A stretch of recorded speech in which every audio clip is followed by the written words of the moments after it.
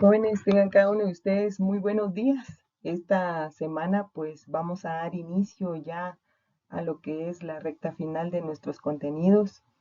Luego de haber aprendido acerca de lo que es la bioseguridad, hoy vamos a dar inicio a lo que son las técnicas de administración parenteral.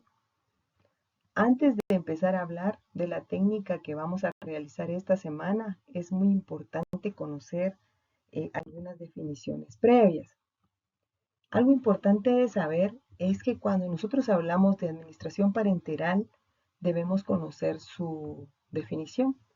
Y se dice que parenteral significa que es introducido al cuerpo a través de una vía distinta al canal alimentario. ¿Qué quiere decir eso? Que todo medicamento que se administre por una vía que no sea la oral es una administración parenteral. Por lo tanto, podríamos decir que poner un supositorio, que hacer una nebulización, que administrar un medicamento, por ejemplo, intramuscular o intravenoso, es parenteral, ¿verdad? Todo lo que es por una vía distinta a la oral se le llama parenteral. Sin embargo, a través del tiempo se ha utilizado la palabra parenteral para hacer referencia básicamente a lo que son las inyecciones. Y es por eso que vamos a ver que a la hora de hablar de parenteral generalmente nos estamos refiriendo a administrar un medicamento por cualquier vía que sea inyectada. Otra cosa muy importante de saber es que es biodisponibilidad. Cada vez que vamos a administrar un medicamento debemos saber qué es biodisponibilidad y qué es absorción.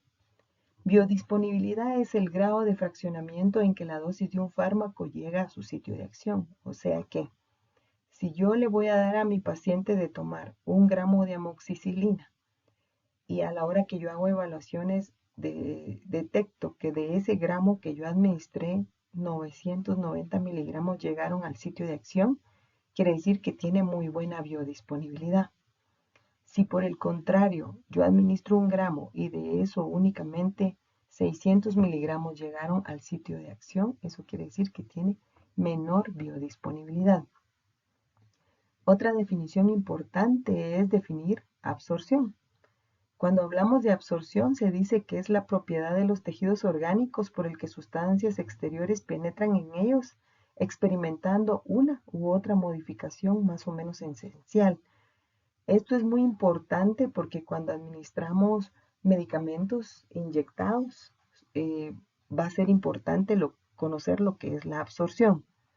Es importante saber, por ejemplo, que si yo administro un medicamento vía intramuscular, si el medicamento es administrado correctamente a nivel del músculo, como este está vascularizado, su absorción va a ser más rápida.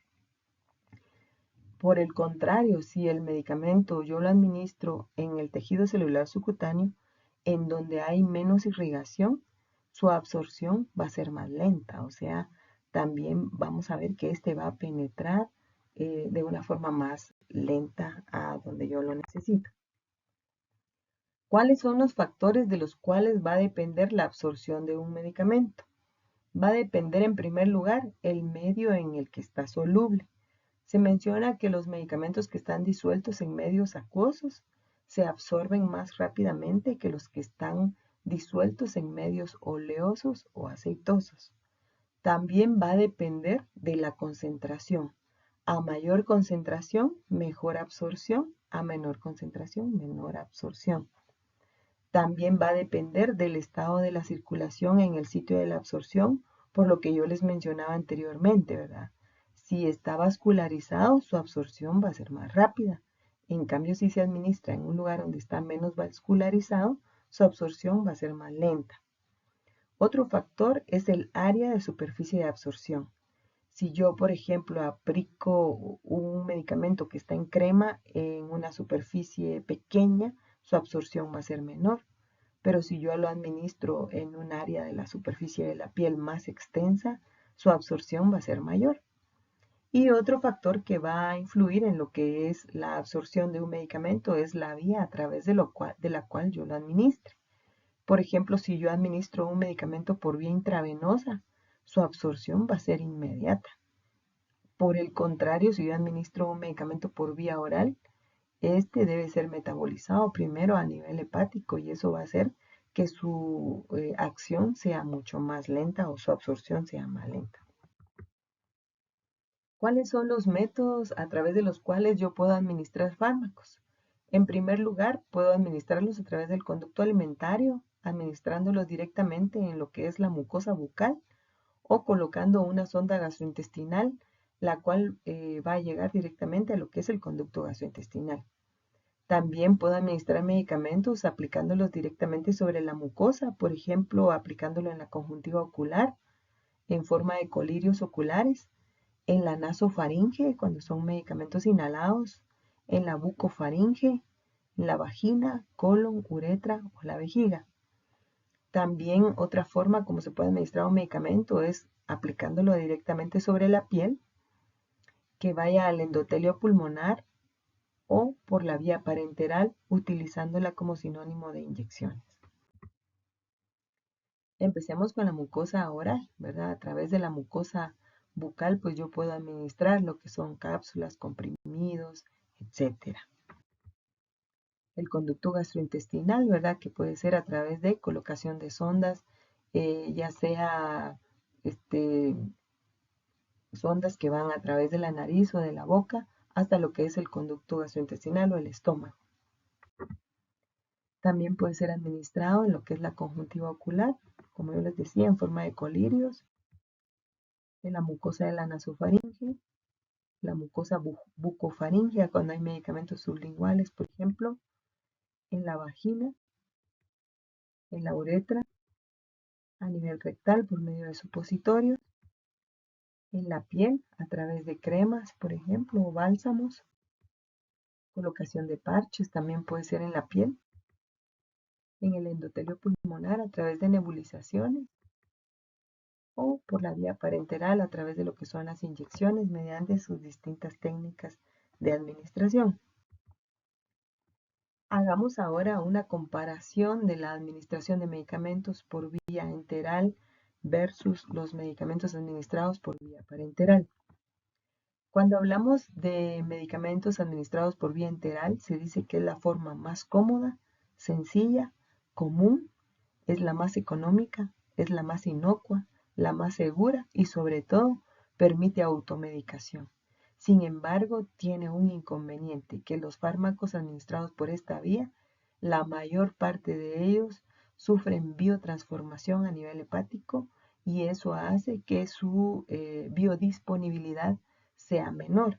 Eso quiere decir que si yo me tomo 1 gramo de acetaminofén, por ejemplo, cuando pasa su metabolismo a través del hígado, puede ser que ya su biodisponibilidad sea menor a 1 gramo, que ya solo lleguen, por ejemplo, 900 miligramos o 800 miligramos debido a que se biotransforma a nivel hepático. Otra cosa importante de saber también de la vía enteral es de que por la misma biotransformación que sufre en el hígado, su efecto no se logra tan rápido, ¿verdad? Es un efecto un poco más tardado en relación a un medicamento inyectado. Sin embargo, pues es mucho más cómoda porque yo puedo venir, agarro un vaso de agua y me lo tomo. Aparte de eso, es más barato un medicamento tomado que un inyectado. Además de eso, es inocuo, o sea que se produce menos daño. Por ejemplo, si en algún momento yo digo, ay, no, me confundí de pastilla o algo pasa, pues me puedo inducir el vómito y lo puedo expulsar de nuevo. Sin embargo, con un medicamento inyectado, eso ya no es posible, ¿verdad? Media vez se administró, ya no se puede inhibir su efecto. ¿Cuáles son las consideraciones generales que tenemos que tener en base a lo que es la administración enteral?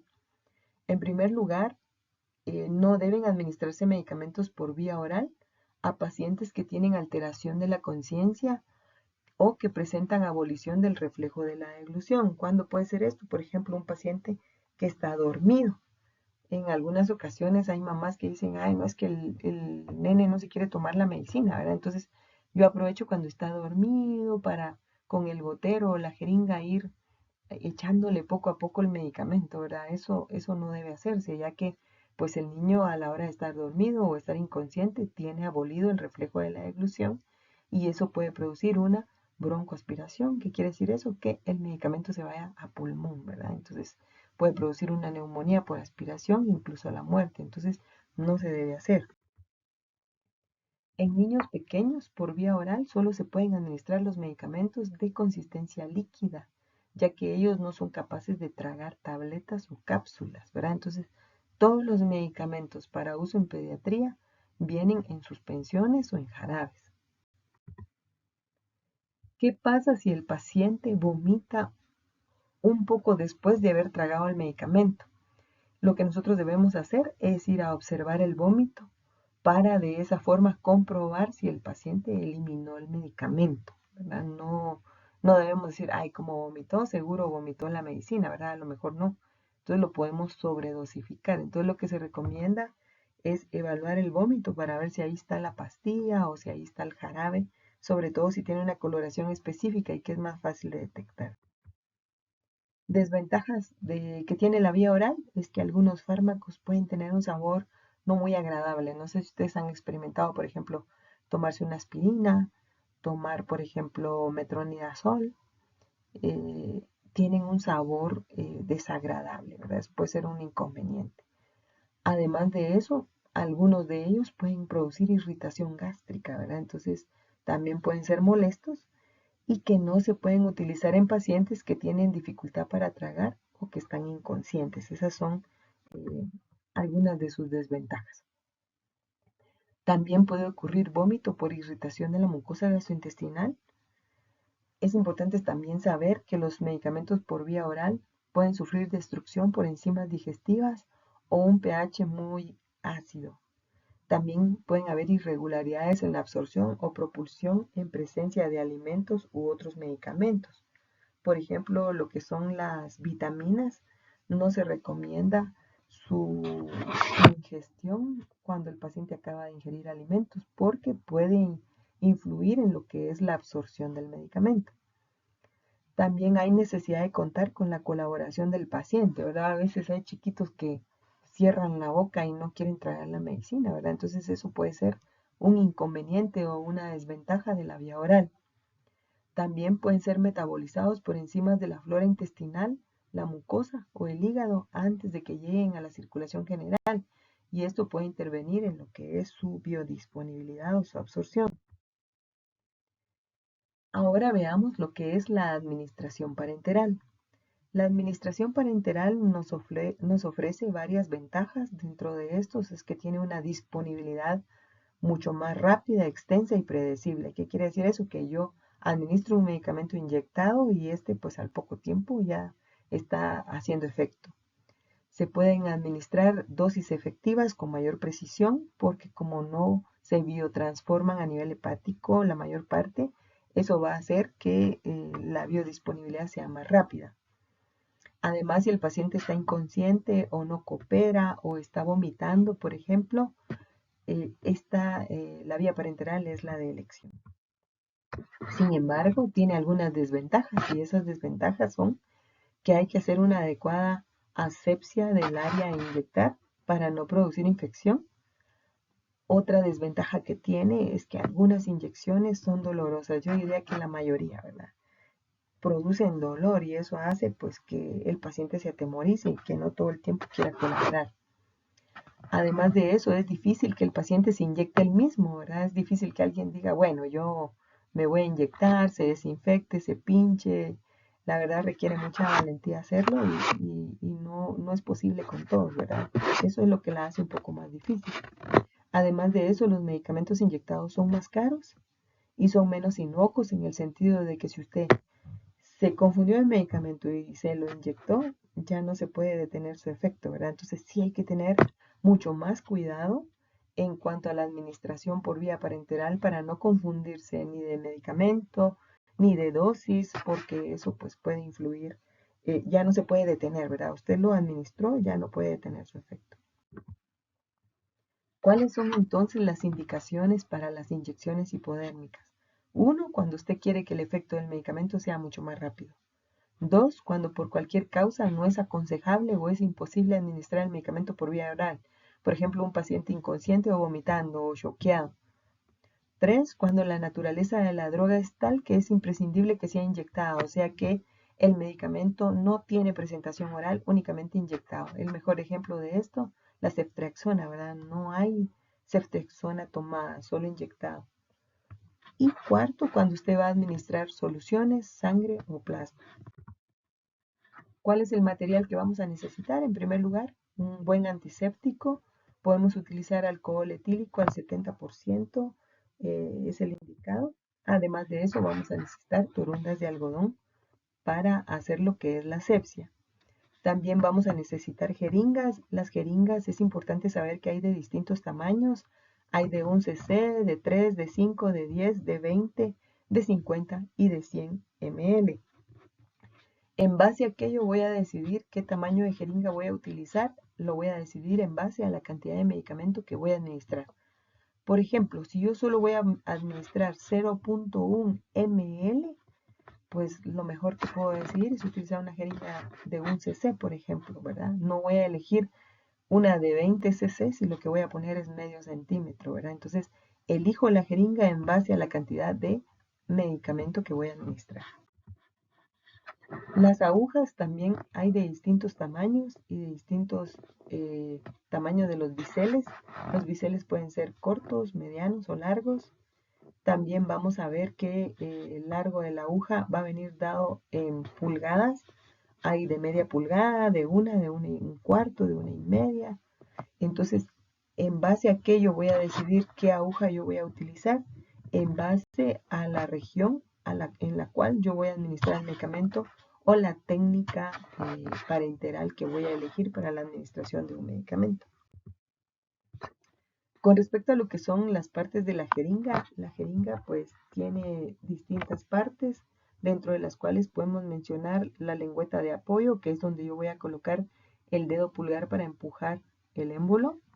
Luego tenemos el émbolo, que es esta parte, y luego tenemos lo que es el cuerpo de la jeringa, que el cuerpo de la jeringa viene milimetrado para que yo vea la cantidad de medicamento a administrar en ml. También tiene lo que son las lengüetas de apoyo, a través de la cual pues yo también puedo sujetar para empujar el émbolo, y lo que es la región del cono, donde voy a incrustar lo que es la aguja. Luego tenemos lo que es la aguja. La aguja generalmente tiene dos partes. La parte donde está el cono generalmente los fabricantes han puesto un color dependiendo el tamaño de la aguja. Por ejemplo, el cono azul generalmente se utiliza para agujas número 23, cono verde generalmente se utiliza para agujas número 21, cono amarillo para agujas número 20, por ejemplo, ¿verdad? Entonces vamos a ver que el cono también va a depender del número de la aguja. Y luego tenemos la aguja, que va a ser la parte metálica, y la parte metálica va a tener en la punta lo que es el bisel, que va a ser una región que va a tener bastante filo, ¿verdad? Porque se necesita para atravesar la piel. Con respecto a lo que es la parte metálica de una jeringa, podemos decir que el calibre se refiere al diámetro o al grosor que va a tener la aguja. Este viene medido en números G, lo cual nos indica que a mayor calibre, menor número G. Y a mayor calibre, así es, a mayor calibre, menor número G. ¿Qué quiere decir eso? Que si mi aguja, por ejemplo, es una aguja número 21, su grosor va a ser menor a una aguja número 16.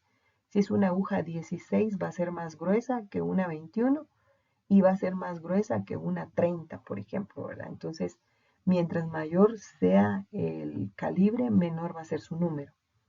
La G corresponde a gauge y es la medida del diámetro interior de la aguja. Es una escala inglesa inversa. Cuanto mayor es el número del calibre, más fina es la aguja. Y la longitud va a variar de acuerdo al número de capas de tejido a atravesar. A mayor número de capas va a ser mayor su longitud. Es por eso que, por ejemplo, cuando administramos vía intradérmica, utilizamos, por ejemplo, una aguja que mide media pulgada. En cambio, cuando vamos a inyectar, por ejemplo, vía intramuscular, utilizamos agujas de 1 pulgada a 1/4, ¿verdad? Porque hay mayor cantidad de capas de la piel que vamos a atravesar. Y por último, el bisel se relaciona al ángulo de la punta de la aguja que determina el tipo de corte. Puede ser largo, medio o corto. Por ejemplo, cuando inyectamos vía intramuscular, el bisel va a ser largo. Cuando inyectamos vía intravenosa, los biseles son medios, por ejemplo. Con respecto al cono de la aguja, como yo les explicaba, puede ser de distintos colores. En intramuscular generalmente su color es verde, en niños es azul y la intravenosa generalmente es amarillo. Acá tenemos los que son los conos. Vemos, por ejemplo, acá el que es azul, que es para intramuscular. Generalmente es número 21 con 1,5 pulgadas de largo. Si se dan cuenta, es mucho más larga a mí. En cambio, cuando vamos a inyectar vía intradérmica, generalmente son estas agujas que vemos acá, ¿verdad? Que pueden ser desde una número 27 hasta una número 30 con media pulgada de largo, ¿verdad? Entonces van a ser distintas dependiendo de las regiones donde las vamos a utilizar. Empecemos entonces ahora con lo que es la preparación del medicamento. Antes de yo preparar el medicamento que voy a inyectar, es muy importante que primero me lave bien las manos. Ya aprendimos la técnica correcta, el lavado clínico de manos es en base a esa técnica que nos vamos a ir a lavar. Muy importante que nuestras uñas estén cortas, sin esmalte y que no tengamos colocados anillos ni pulseras. Luego, otra cosa importante es de que tengamos una toalla para uso personal y si no vamos a usar toallas de tela, entonces tener toallas de papel para utilizar en lo que es el secado de manos. Luego que yo ya me lavé y me sequé las manos, entonces voy a conseguir el medicamento que voy a administrar. Debo leer la etiqueta con mucho cuidado. Y algo muy importante es que yo siempre debo ir a leer el prospecto que trae la caja del medicamento para ver qué explicaciones me da acerca del medicamento. ¿Qué voy a encontrar yo, por ejemplo, en un prospecto? Me va a decir qué medicamento o qué compuesto químico es el que voy a utilizar, qué concentraciones son las que trae, me dice cuáles son las indicaciones para la administración de ese medicamento, cuáles son sus contraindicaciones y sus efectos secundarios. En relación a lo que es la dosis, en algunos prospectos la vamos a encontrar como posología, o sea que en algún prospecto puede ser que no diga dosis, sino que diga posología, ya que posología es sinónimo de dosis. Ya que yo leí cuáles son los efectos secundarios, las indicaciones, contraindicaciones, eh, sobre qué debo yo tener precaución. Por ejemplo, puede ser que me diga, este medicamento no puede utilizarse en pacientes con embarazo, lactancia, insuficiencia renal, insuficiencia hepática. Entonces, yo debo preguntarle al paciente si él cuenta o tiene alguno de esos padecimientos, porque si es así, no lo puedo utilizar, ¿verdad? Luego, otra cosa que es muy importante saber es, por ejemplo, cuáles son los efectos secundarios. Por ejemplo, si dijera, el efecto secundario a la administración de este medicamento es de que 15 segundos después de administrado se va a presentar un halo eritematoso alrededor del sitio de inyección de más o menos 5 centímetros de diámetro, el cual permanecerá durante más o menos 1 minuto y luego desaparecerá, por ejemplo, ¿verdad? Entonces, usted debe explicarle al paciente esto para que en el momento que se presente la reacción, él no se asuste, ¿verdad? Y que sepa que es parte de la reacción a esperar. Bueno, ya que yo vine y ya leí lo que es el prospecto del medicamento, entonces procedo a sacar la jeringa de su envoltorio. Algo muy importante, y eso lo vamos a ver previo a hacer la práctica, es de que generalmente el papel de la jeringa trae una pequeña separación en su parte superior. Entonces yo voy a venir, voy a agarrar las aletas, eh, cada una a cada lado, y las voy a empezar a separar, ¿verdad? A manera de que pues ya quede libre lo que es el cono de la aguja. Luego debo extraer el cono de la aguja con mucho cuidado para no tocar esta parte porque es la que va a quedar unido al cuerpo de la jeringa, ¿verdad? Entonces vengo, saco acá mi jeringa y mi aguja de esta misma forma para poder unirlas, ¿verdad? Luego es importante saber que los medicamentos para inyectar pueden traer dos presentaciones, una presentación en vial y una presentación en ampolla. Con respecto a lo que es la presentación en ampolla, ¿qué es lo que yo voy a hacer? En primer lugar, debo agarrar una torunda de algodón y alcohol y limpiar mi ampolla de arriba hacia abajo. La voy girando para ir limpiando todo su alrededor. Ya que yo la limpié, entonces debo agarrar otra torunda de algodón o una gasa y proceder a a empujar esta parte para quebrar lo que es la ampolla. Cuidando siempre de no contaminar alrededor de esta parte, porque acá es donde yo voy a extraer lo que es el medicamento. Algo que no se recomienda es que cuando usted vaya a quebrar su ampolla, utilice, por ejemplo, una orilla de la bata, el ruedo del pantalón, por ejemplo, o que no la cubra con algún material porque usted podría cortarse a la hora de quebrar lo que es la ampolla, ¿verdad? Entonces hay que tener precauciones. Luego que yo ya la quebré, entonces voy a proceder a inclinarla y luego pues con mi jeringa voy a introducirla justo al centro tratando que no tope la aguja con las paredes de alrededor y ya que yo la introduje entonces voy a proceder a extraer el medicamento. Por el contrario, si el medicamento viene en un vial, voy a agarrar mi jeringa sujetando el vial de esta forma. Bueno, con respecto al vial es importante saber que aquí encima trae una cobertura de metal, entonces la debo quitar. Luego debo limpiar esta parte de goma con una torunda de algodón y alcohol. Luego sujeto el vial de esta forma y introduzco mi jeringa de la forma como se ve en la imagen. Ya que yo la introduje, entonces voy a inclinar, voy a elevar el vial y elevado, entonces voy a proceder a extraer el líquido que voy a necesitar.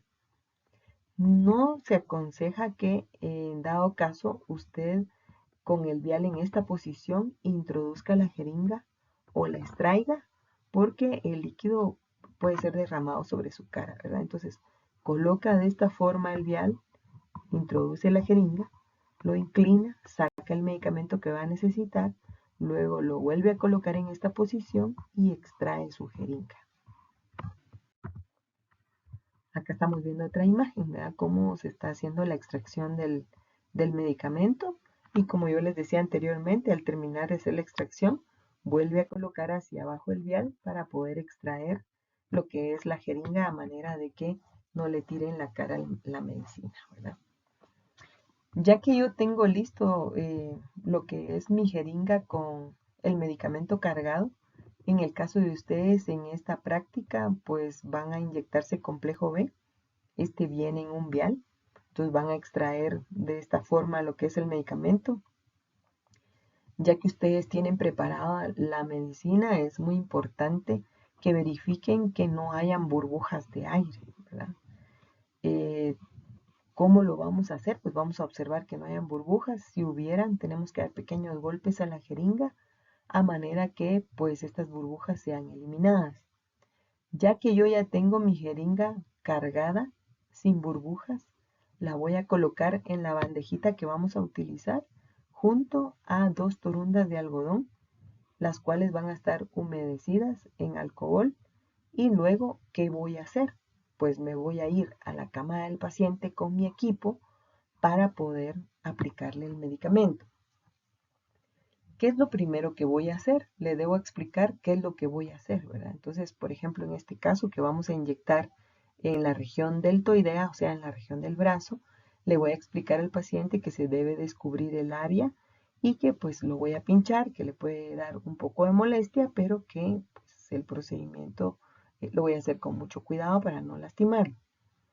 Ya que yo he concluido de explicarle, entonces descubrimos la región a inyectar, sujeto la jeringa, estoy segura de que está permeable y que está bien adaptada, que ya no tiene burbujas de aire y entonces procedo a hacer asepsia y luego a administrar el medicamento.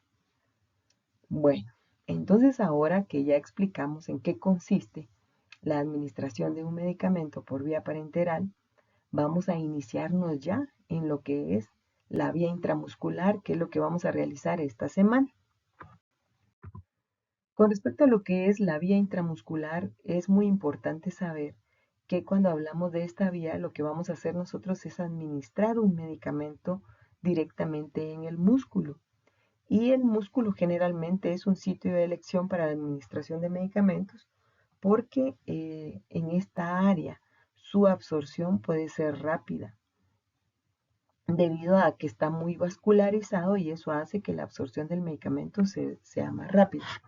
Sin embargo, hay que tomar en consideración algunas cosas, y es que la aguja debe ser lo suficientemente larga para atravesar todas estas capas de la piel que estamos observando acá, que son en primer lugar la epidermis, la región de la dermis, la región del tejido celular subcutáneo, para luego llegar a la región muscular, o sea, hasta acá es que nosotros vamos a administrar el medicamento. Es por eso que es muy importante que la aguja sea una aguja larga para que logre pasar todas estas capas. Porque si no logra pasar hasta lo que es el músculo, puede ser que si es muy pequeña, administremos el medicamento acá, en el tejido celular subcutáneo, y vamos a ver más adelante que si administramos el medicamento a este nivel, su absorción va a ser mucho más lenta, se va a formar un nódulo doloroso y duro, el cual pues se va a absorber al final, pero va a tardar mucho más tiempo, ¿verdad? Entonces es por eso que la aguja debe ser siempre larga para poder llegar hasta lo que es el músculo. ¿Qué podemos decir acerca de lo que es la inyección intramuscular? Podemos decir que es la que se sitúa en la masa muscular. En esta región los medicamentos se absorben rápidamente ya que está muy vascularizada. Es importante saber que las sustancias que son irritantes, que no se pueden administrar por vía subcutánea, sí se pueden administrar por vía intramuscular. Sin embargo, tenemos que no olvidar que debemos profundizar de 3 a 4 centímetros para poder pasar esa área que les mostré, que es la del panículo adiposo o del tejido celular subcutáneo, para que la absorción del medicamento realmente sea rápida. ¿Cuáles son las zonas en que yo puedo administrar un medicamento por vía intramuscular? Pues puedo hacerlo a través de lo que es la región deltoidea, la región glútea o la cara externa del muslo. A la hora de elegir el lugar de punción hay que tener en cuenta, en primer lugar, qué edad tiene el paciente, cuánta masa muscular tiene en el área y cuánta cantidad de medicamento es la que yo voy a inyectar y qué tipo de sustancia es la que voy a administrar, porque si es una sustancia oleosa, generalmente recuérdense que la absorción de una sustancia oleosa o aceitosa va a ser mucho más lenta. En primer lugar, veamos lo que es la zona deltoidea. La zona deltoidea está localizada en lo que es la cara externa del deltoides, a 3 traveses de dedo por debajo del acromion. Se debe tener en cuenta que el nervio radial pasa por ahí. Siempre nos han dicho, hay que tener mucho cuidado con la región glútea porque ahí pasa el nervio ciático y eso puede ser muy peligroso, ¿verdad? Pero no nos dicen que también cuando inyectamos brazo, ahí cerca también pasa el nervio radial y también tenemos que cuidar de no lesionarlo, ¿verdad? Otra cosa importante de tomar en consideración es que cuando inyectamos en la región deltoidea, lo máximo que se puede administrar son 2 ml de volumen, o sea, no podemos administrar mucho volumen en esa región. Una ventaja que tiene es que el paciente puede estar prácticamente en todas las posiciones, puede estar sentado, puede estar acostado, boca arriba, puede estar o de cúbito supino, puede estar en decúbito lateral o puede estar parado, ¿verdad? Esas son las ventajas que tiene. Acá tenemos una imagen para que ustedes se tomen idea de dónde es donde vamos a inyectar. Acá tenemos lo que es el hueso del acromion, ustedes lo pueden tocar en su hombro. A partir del acromion nosotros vamos a colocar 3 deditos, o sea 3 traveses de dedo, y donde queda justo el borde del tercer dedo es donde vamos a pinchar. Si ustedes se dan cuenta a la hora de ver, pues nos va a quedar justo al centro de lo que es el músculo del deltoides, ¿verdad? Algo importante de saber es que el nervio radial pasa en la base del deltoides a este nivel. ¿Cuándo nosotros pudiésemos lesionarlo entonces? Cuando inyectamos muy abajo, ¿verdad? Si vengo a pinchar aquí muy abajo, puedo lesionar el nervio radial. Es por eso que utilizamos como medida 3 traveses de dedo para pinchar justo en la parte más elevada de la región deltoidea. Acá está esta imagen para que ustedes observen, ¿verdad? Aquí pues ya se le midió al paciente a partir del acromio en 3 traveses de dedo hacia abajo y vemos pues que esa es la región en donde vamos a inyectar. Algo muy importante es que el paciente debe estar recto como vemos a este niño. No debe estar muy inclinado o con el brazo girado porque eso puede hacer que la persona pues se confunda y no pinche en lo que es la región anterior, sino que se venga a pinchar la región lateral debido a la posición que tiene el paciente. Entonces hay que tomarlo en consideración. Esta imagen que vemos acá, pues vemos cómo también se puede sujetar lo que es la piel en la parte inferior. Vean acá cómo está levantando la piel para poder funcionar a este nivel. Vamos ahora a lo que es la región deltoidea. Con respecto a lo que es la región deltoidea, se localiza en el cuadrante externo de la nalga, así es como se evita lesionar el nervio ciático. Es el lugar que más fármaco admite porque aquí podemos inyectar hasta 5 ml. El paciente puede estar en decúbito lateral, en decúbito prono o puede estar en bipedestación. Algo importante cuando nosotros hablamos de la región glútea es que nosotros conozcamos anatómicamente cómo está esta distribuida. Pues acá estamos viendo en esta imagen, en primer lugar, a este nivel que nosotros vamos a encontrar lo que se conoce como el surco interglúteo. Otra cosa muy importante es que acá encontramos nosotros lo que es el músculo glúteo mayor, el músculo glúteo mediano. Además de eso, acá vamos a encontrar lo que es la espina ilíaca superior.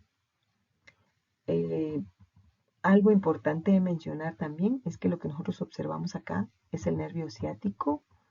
El nervio ciático se va a formar a través de lo que es el nervio glúteo inferior y el nervio glúteo superior.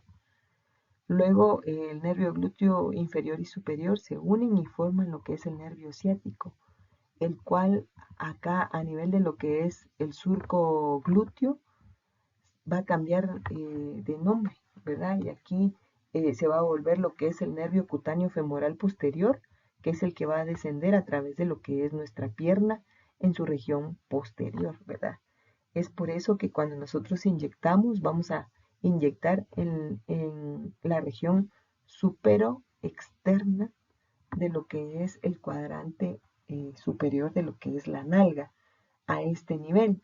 Si ustedes se dan cuenta, inyectando a ese nivel, el nervio ciático nos queda bastante lejos, ¿verdad? Generalmente este está localizado en lo que es la parte central del glúteo y es por eso que se inyecta más hacia lo que es la región externa. Acá está otra imagen para que ustedes vean cómo baja lo que es el nervio ciático, ¿verdad? Entonces vamos a pinchar acá y el nervio ciático está hasta acá. Entonces la posibilidad de pincharlo realmente es nula. Cuando nosotros vamos a inyectar en la región glútea, entonces es muy importante que nosotros tracemos una línea imaginaria a fin de dividir el glúteo en cuadrantes. Vamos a hacer una línea imaginaria que va de la espina ilíaca posterior a lo que es el pliegue interglúteo. Entonces viene acá de la espina ilíaca a lo que es el pliegue interglúteo y la otra que va justo a la mitad de la región glútea. Y es importante que nosotros sepamos que vamos a pinchar a nivel de lo que es el cuadrante supero-externo.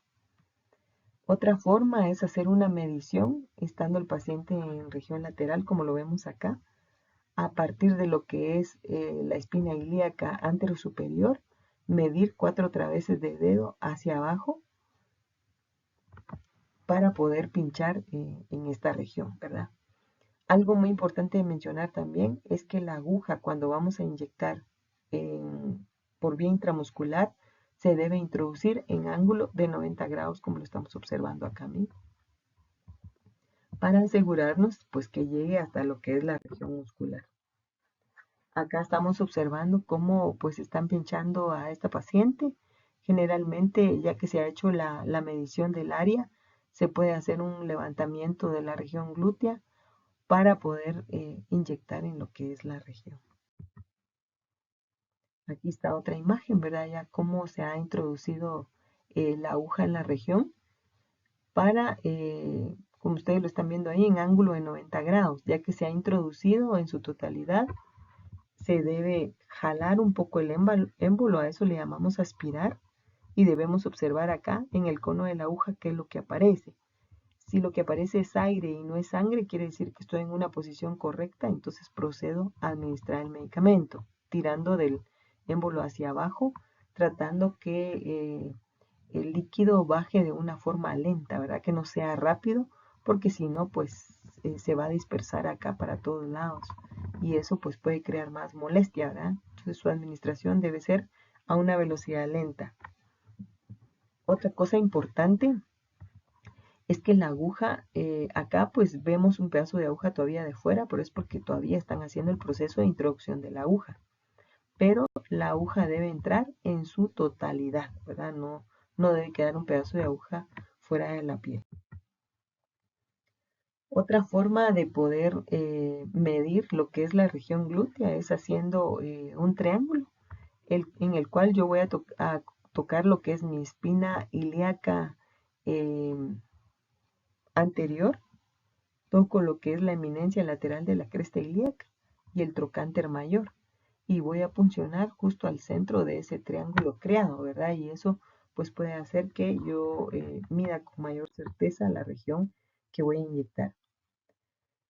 Algo muy importante a tomar en cuenta es de que pues se haga la medición correcta, que no digamos, bueno, no voy a introducir toda la aguja en el glúteo del paciente porque me da pena, porque pues esto puede dar problemas al paciente, ¿verdad? En este caso, este paciente que estamos viendo acá es un paciente cuya asepsia no se hizo de forma correcta.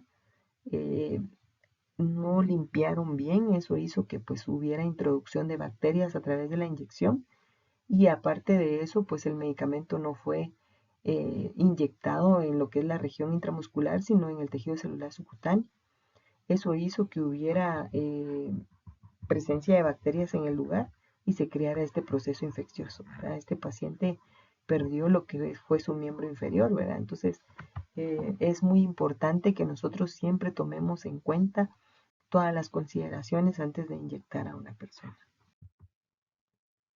Otra región donde nosotros podemos administrar medicamentos por vía intramuscular es la cara externa del muslo o cuádriceps.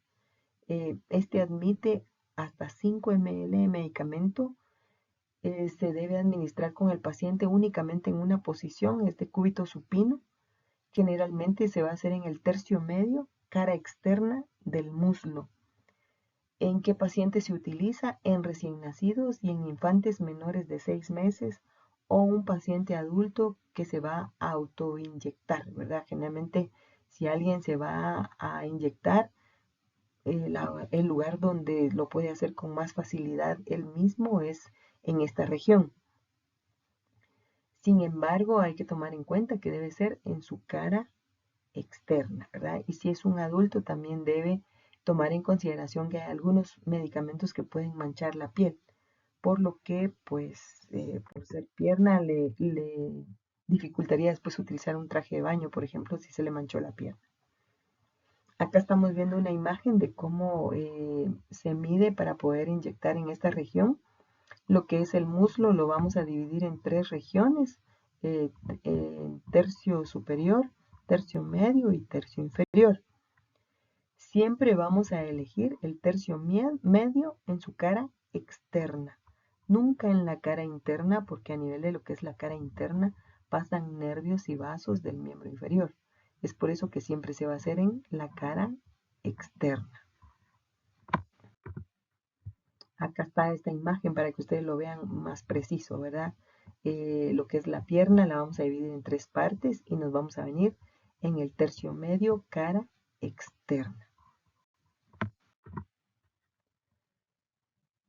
¿Dónde vamos a inyectar? En el músculo vasto lateral o muslo, que es generalmente el de elección en los pacientes recién nacidos hasta 6 meses de edad, ¿verdad?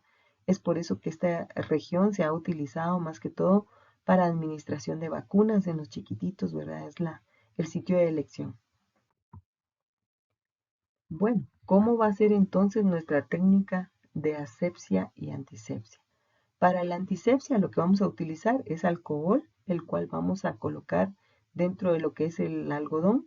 Algo muy importante, no utilice o no empape totalmente su algodón con alcohol, porque si usted lo empapa demasiado, a la hora que usted hace su antisepsia va a quedar chorreando de alcohol y va a tener que esperar hasta que ese alcohol se seque. Entonces debe tener alcohol, pero en una cantidad moderada.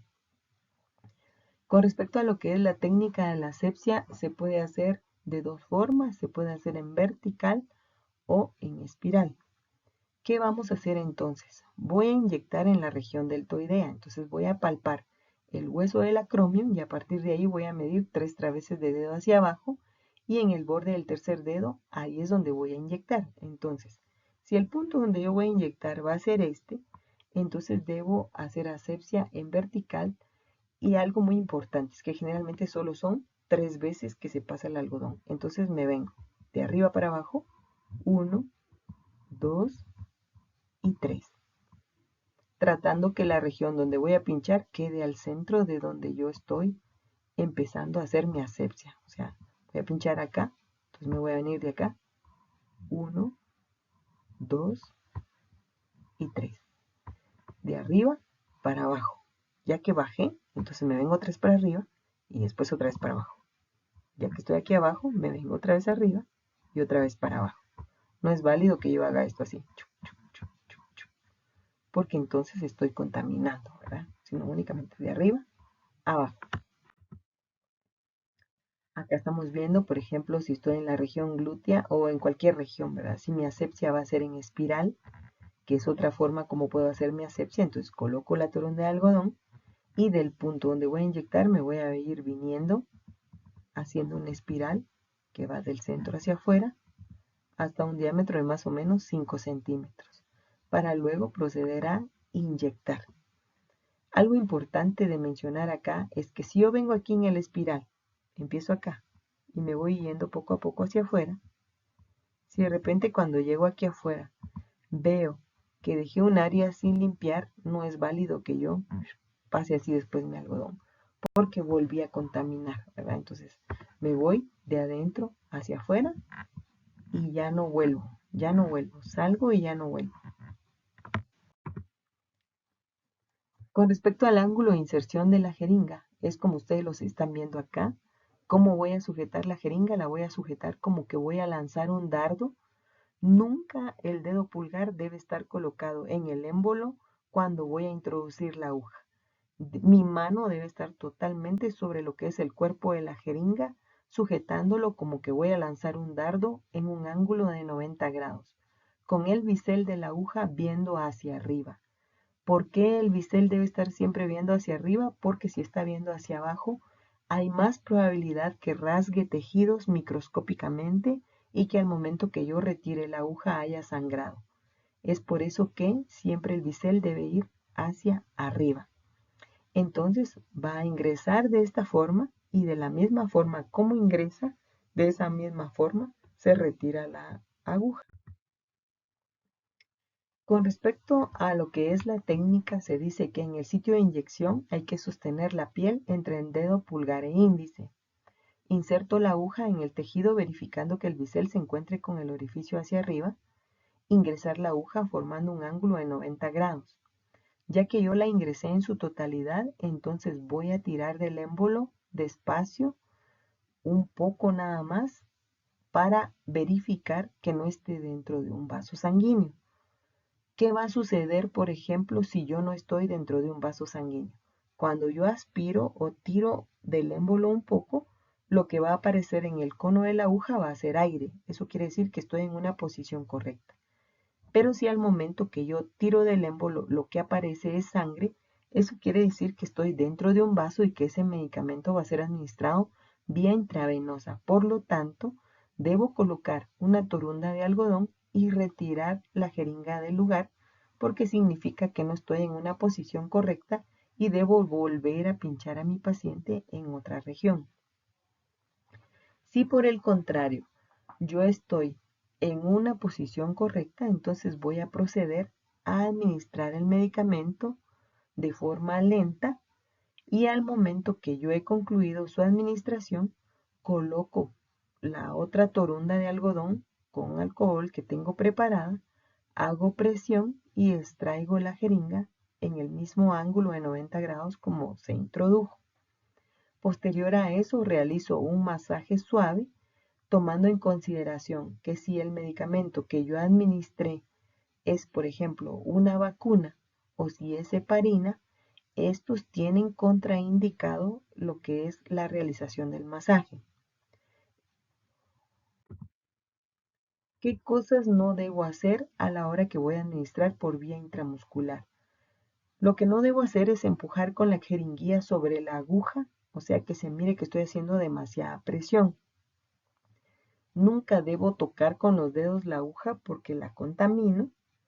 Debo cuidar que la inyección no caiga en una capa adiposa o en el tejido celular subcutáneo porque acá esta área está muy poco vascularizada y el medicamento puede enquistarse o formar un nódulo duro y doloroso que, como les decía anteriormente, se va a absorber pero de forma muy lenta.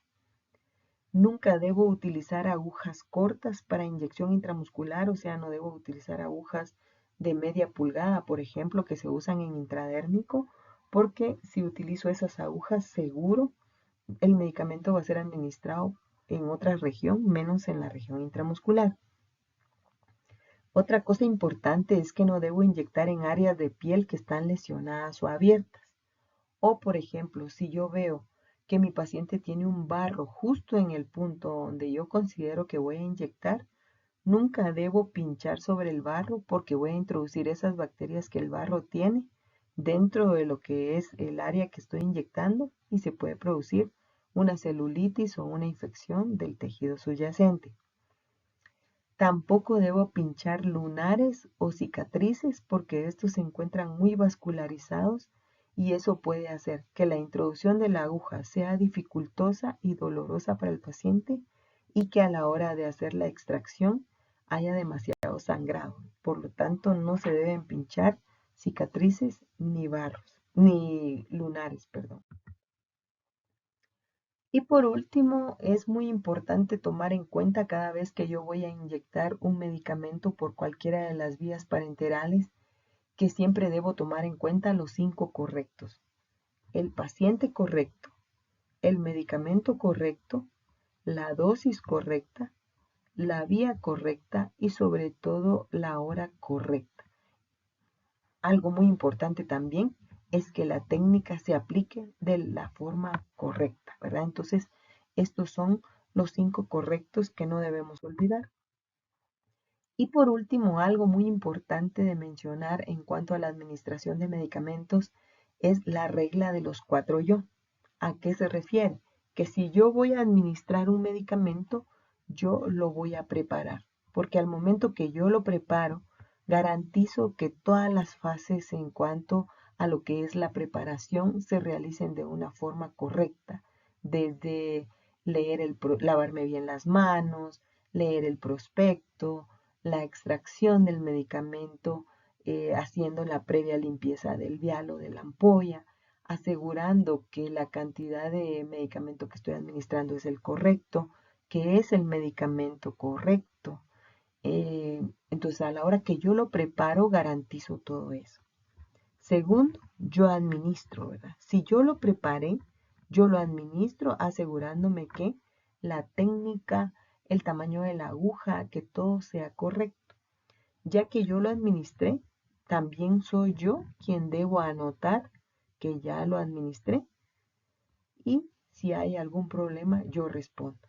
Por lo tanto, no se debe aceptar aquello que digan, la mira, haceme favor, prepárame un cc de adrenalina para administrar, porque a lo mejor la persona no me escucha bien y dice, ¿dijo adrenalina o dijo insulina? Creo que fue insulina. Y a lo mejor yo necesitaba adrenalina y me preparó insulina, ¿verdad? Y después quien va a responder por administrar un medicamento incorrecto voy a ser yo, si fui yo quien lo administró. Por lo tanto, cada vez que usted vaya a administrar un medicamento, asegúrese que es usted quien lo prepara, es usted quien lo administra, quien anota que lo administró y por último, si hay algún inconveniente, es usted quien va a responder por la administración buena o mala de ese medicamento, ¿verdad? Entonces, esta parte es una parte para preguntas que generalmente tenemos al final de una clase. Hoy que estamos virtual, pues no podemos hacerlas, pero pues no se olviden que vamos a estar ya en presencial en cuanto a lo que es la práctica y pues ya estando en la práctica previa a la misma, les voy a hacer una demostración de cada uno de los pasos que hemos aprendido a través de la clase para que ustedes vean de una mejor manera cómo es el proceso. Y pues ya al vernos en presencial para la práctica, eh, hay un tiempo también por si tienen dudas, ¿verdad? Para que nosotros ahí podamos aclarar cualquier duda que ustedes puedan tener, a manera que el aprendizaje en cuanto a la administración de medicamentos por vía parenteral, básicamente intramuscular, que es la primera práctica que hacemos, pues ustedes lo aprendan de la mejor manera. Que tengan un buen día y pues nos vemos en lo que es la práctica.